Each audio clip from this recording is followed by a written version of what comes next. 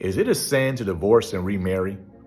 I did a post about this not too long ago and had a lot of comments. And one type of comment that I want to talk about are the ones that says, no, you're married to that person until they die. And here's the problem with that. I know where they're coming from. Marriage is a covenant, which is a strong bond, right? It's an agreement that's often sealed in blood. So it is not to be easily broken. But that doesn't mean it cannot be broken.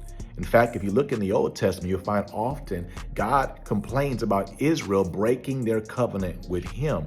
And this is why Jesus said in Matthew chapter 19 that if someone commits adultery, well, that is a different situation. Why? Because that's a covenant breaking moment, a covenant breaking act. In 1 Corinthians chapter 7, Paul talks about people who are far from God wanting to get out of the marriage. And God says that the believer is no longer under bondage in that situation. Why? They've walked away from the covenant. They've abandoned the covenant. Even in the Old Testament, there's a scripture where God is talking about a man who chooses to marry two women, and that's not God's best, but God was telling him what should happen in those situations.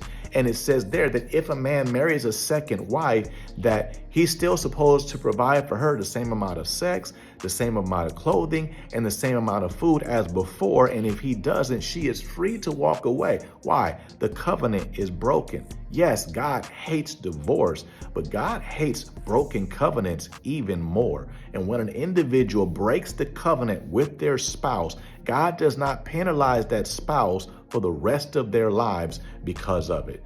God's best is for a man and a woman to stay together until Jesus returns. But if a man or a woman uses their free will to choose differently, God will not stop them, and God will not penalize the individual who they have harmed. Subscribe or follow for more.